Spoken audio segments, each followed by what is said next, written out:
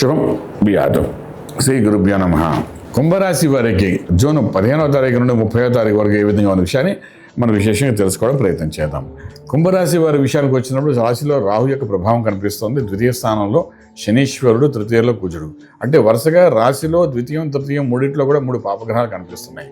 అంటే ధనస్థానంలో, కుటుంబ స్థానంలోని, అదేవిధంగా అన్నదమ్ముల యొక్క స్థానంలో కూడా వరుసగా తనుభావంలో కూడా 3 పాపగ్రహాలు కనబడుతున్నాయి. ఆ తర్వాత మనకు పంచమ స్థానంలోకి వచ్చేసరికి బుధాదిత్య యోగం, షష్ఠస్థానంలో గురు శుక్రుల యొక్క ప్రభావం కనిపిస్తుంది. సప్తంలో కేతు. అంటే రాహుకేతుల మధ్య అన్ని గ్రహాలు పడిపోవడమే కాకుండా 3 పాపగ్రహాలు కంటిన్యూస్గా కనబడుతున్నాయి. అది ఒక రకంగా చెప్పాలంటే మానసిక ఒత్తిడి తీసుకొచ్చే పరిస్థితి అయితే కనిపిస్తుంది. ఆర్థిక విషయానికి వచ్చినప్పుడు కుంభరాశి వారికి ఉద్యోగ ప్రయత్నాలు ఏమి గట్టిగా చేయకండి, ఉన్న ఉద్యోగాన్ని మెయింటైన్ చేయడం ప్రయత్నం చేయండి. అలాగే వ్యాపారంలో కూడా జరుగుతున్న వ్యాపారంలోనే కొన్ని నష్టాలు జరుగుతుంటే స్లోగా దాన్ని ఎలా కవర్ చేసి మనం ముందుకు వెళ్ళాలి, ప్రయత్నంలో ముందుకు వెళ్ళాలి తప్ప విశేషంగా కొత్త వ్యాపారానికి శ్రీకారం అయితే చుట్టకండి. ఎందుకంటే ఇప్పుడే గురు యొక్క ప్రభావం తగ్గింది కాబట్టి కొంచెం జాగ్రత్తగా చూసుకోవడం చాలా అవసరం పడుతుంది. అలాగే ఇంపోర్ట్ ఎక్స్పోర్ట్ వ్యాపారాలు న్యూట్రల్గా కనబడుతున్నాయి. శుభవార్తలు వింటారు, శుభమైన కార్యక్రమంలో కూడా పాల్గొంటారు. దూర బంధువుల నుండి కొంత శుభవార్తలు వినే అవకాశాలు కూడా బాగానే కనిపిస్తున్నాయి. అలాగే మనం తీసుకునేటప్పుడు విద్యార్థులు ఎవరైతే ఉన్నారో విదేశాలకు వెళ్ళి చదువుకోవాలనుకున్న వాళ్ళు ఆల్రెడీ చదువుకున్న విద్యార్థులు కొంతవరకు ఉద్యోగరీత్యా చేసే ప్రయత్నాల్లో సక్సెస్ఫుల్ అవుతారు. చదువుకోవడం కోసం వెళ్ళే విద్యార్థులు మాత్రం కొంతవరకు ఆగండి, నిదానం పాటించగలిగితే చాలా బాగుంటుంది.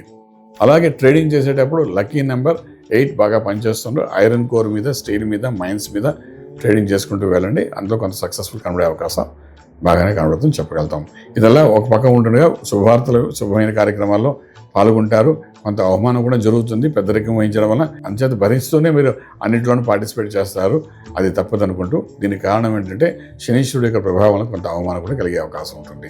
ఏదైనప్పటికీ ఆరోగ్యమే మహాభాగ్యం అంటాం కాబట్టి మంత్రమే శరణ్యం అంటాం ఆరోగ్యానికి. సో ఆరోగ్య విషయానికి వచ్చినప్పుడు మాత్రం కొంతవరకు మీకు గ్యాస్ట్రిక్ ఇష్యూ అని వెనక నడుము భాగంలో కొంతవరకు పెయిన్స్ ఇవన్నీ అటాక్ అయ్యే అవకాశాలు కనబడుతున్నాయి. దాన్ని అధిగమించి ముందుకు వెళ్ళాలి. దానితో పాటు ఆంజనేయ స్వామి యొక్క ఆరాధన విశేషంగా చేయండి.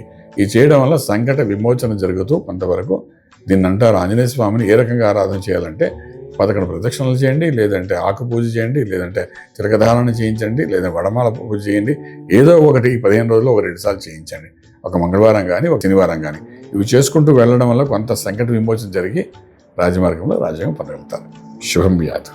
పూర్తి వివరాలకు సంప్రదించండి శ్రీ వేదమాత గాయత్రి జ్యోతిష్యాలయం, Brahmasri మంతా Suryanarayana Sharma garu, Srinilayam, first floor, 101, Sai Vaibhav layout, Chitrapuri colony పక్కన, కాజాగూడ, హైదరాబాద్ 500008.